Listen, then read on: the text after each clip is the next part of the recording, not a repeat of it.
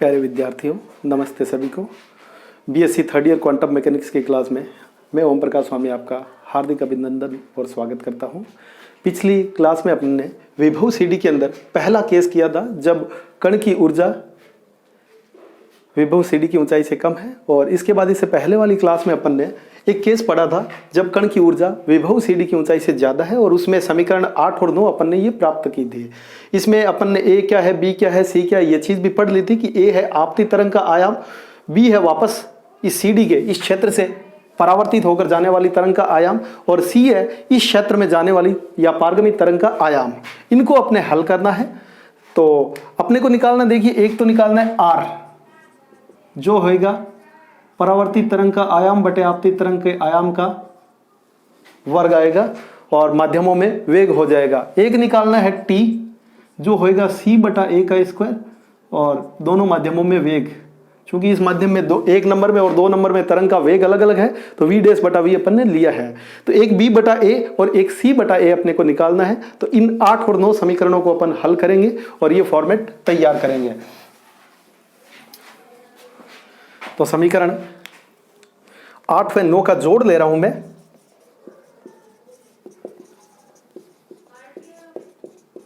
जोड़ आएगा 2a बराबर 1 प्लस के डैश बटा के सी, और यहां से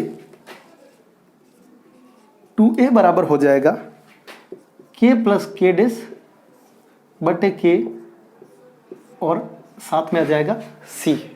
तो एक c बटा a अपने को चाहिए था, तो यहां से मैं लिख दूं c बटा a का मान कितना आएगा। देखिए ये आएगा 2k प्लस के डैश। इसको समीकरण नंबर 10 लगा रहा हूं और इसको लगा रहा हूं मैं 11। 8 और 9 का अंतर ले ले तो a कट जाएगा, b बच जाएगा। 8 और 9 का अंतर में ले रहा हूं इक्वेशन 8 माइनस इक्वेशन 9 से, दोनों का अंतर आएगा 2b 1 माइनस के डैश बटा के सी आ जाएगा, और इसको मैं लिख दूं 2b बराबर k माइनस के डैश बटा के इंटू सी।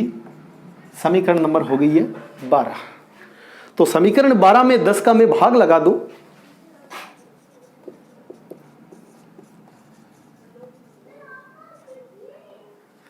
बारह में 10 का लगा रहा हूं मैं, तो b बराबर आ जाएगा अपने पास में 2 से 2 हो जाएगा कैंसिल, k भी कैंसिल, k माइनस के डैश अपॉन में k प्लस के डैश, c से c भी कैंसिल हो रहा है, तो ये वैल्यूज आ जाएगी अपने पास में b बटा a की।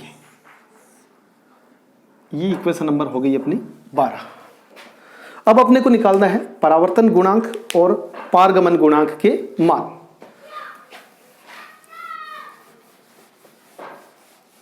तो जो माध्यम 1 था, क्षेत्र 1 में तरंग का जो वेग आएगा v,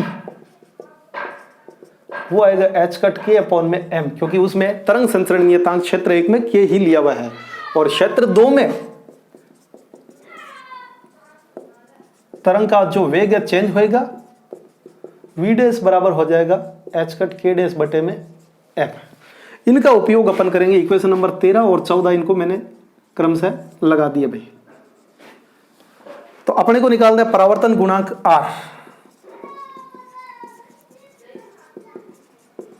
ये हो जाएगा v मोड b का square upon v mode a का स्क्वायर। v से v का कैंसिल आउट हो जाएगा, r बराबर आ गया अपने पास में b बटा a का मोड है उसका स्क्वायर।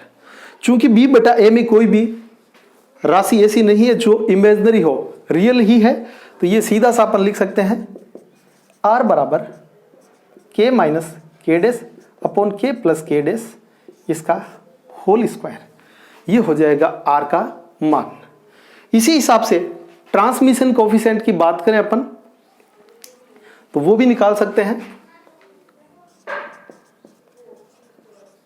पारगमन गुणांक T, वो हो जाएगा वी डैश सी का स्क्वायर अपॉन वी ए का स्क्वायर। तो वैल्यूज अपन वी डैश और वी की पुट कर देते हैं 13 और 14 से।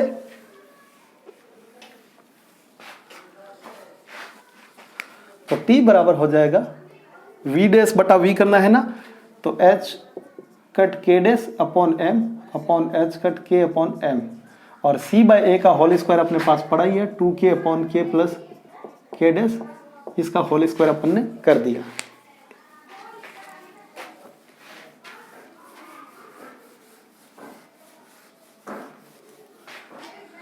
तो इसका जो सॉल्यूशन है H cut M cancel, T बराबर आ गया के डैश 2 का स्क्वायर 4 के अपॉन के प्लस के डैश का होल स्क्वायर। तो समीकरण 13 ये 14, ये हो गई 15 और ये हो गई 16। तो समीकरण 15 और 16 से क्लियर है।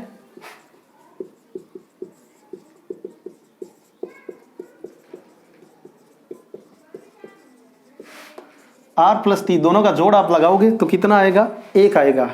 मतलब कण के पारगमन की और परावर्तन की दोनों की परिमित संभावनाएं हैं। क्लासिकल मैकेनिक्स के अकॉर्डिंग क्या था कि कण अगर सीडी से ऊंची अगर उसकी ऊर्जा है, या कण की अपन बात करें कण को सीडी की ऊंचाई से अधिक ऊंचाई पर फेंके अपन, तो वो क्या है सीडी के ऊपर से सीधा निकल जाएगा, वापस नहीं लौटेगा। लेकिन यहां पर एक फाइनाइट प्रोबेबिलिटी रिफ्लेक्शन की भी प्राप्त हुई है, ये जीरो नहीं है। दोनों का जोड़ 1 के बराबर होना चाहिए, 1 के बराबर आ रहा है, मतलब कण के परावर्तन की एक गुंजाइश अपने को प्राप्त हो रही है। कण 100% रिफ्लेक्ट नहीं हो, 100% ट्रांसमिट नहीं होगा। कण के पारगमन की और परावर्तन की दोनों की संभावनाएं अपने को प्राप्त होगी।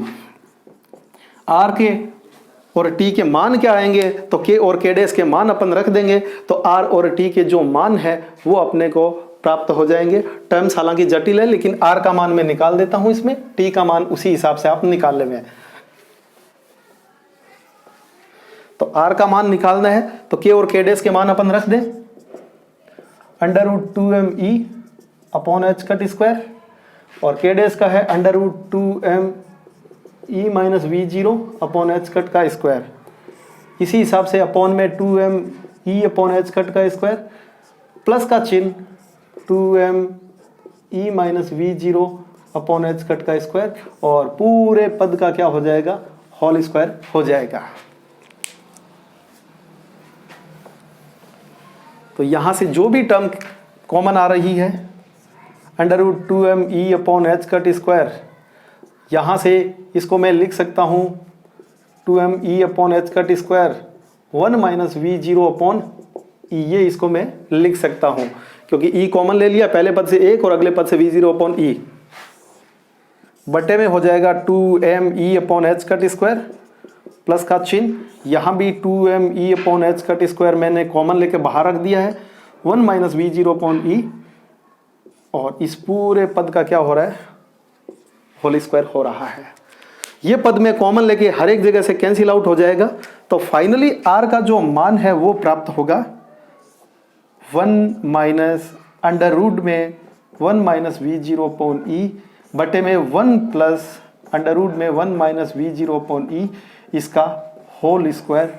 ये r का मान मुझे प्राप्त होगा।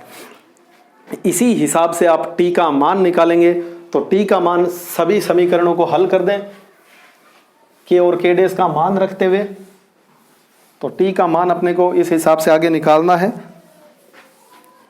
जो आ जाएगा 4 अंडर रूट में 1 माइनस v0 अपॉन e और 1 प्लस अंडर रूट में 1 माइनस v0 अपॉन e, इसका होल स्क्वायर। इसके बराबर अपने को t का मान प्राप्त हो जाएगा। t के और r के अपन ग्राफ खींचे, r का खींच रहा हूं, e बटा v0 का मान लिया मैंने 0 1 2 3, इस हिसाब से कोई, तो e बटा v0, जब e का मान v0 से बड़ा है मतलब 1 से ज्यादा वाला क्षेत्र आएगा जिसमें r और t दोनों के मान आएंगे, और e का मान जब v0 की तुलना में छोटा है मतलब e बटा v0 है वो 1 से छोटा है इस वाले केस तक, तो यहाँ आर का मान कितना रहेगा, एक ही रहेगा, और उसके बाद में इस समीकरण के हिसाब से आर का मान प्राप्त हो जाएगा। लगातार घटता हुआ आर का मान इस इक्वेशन से प्राप्त हो जाएगा। इसी हिसाब से टी के लिए ग्राफ खींचे तो जस्ट उलट हो जाएगा कि जब टी का मान v0 से छोटा है तो टी का मान 0 अपने को प्राप्त हुआ था।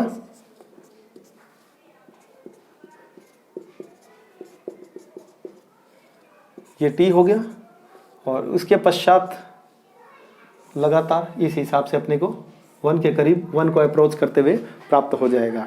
तो ये अपने पोटेंशियल स्टेप की जो कहानी थी वो थी। आज के लिए इतना ही, धन्यवाद।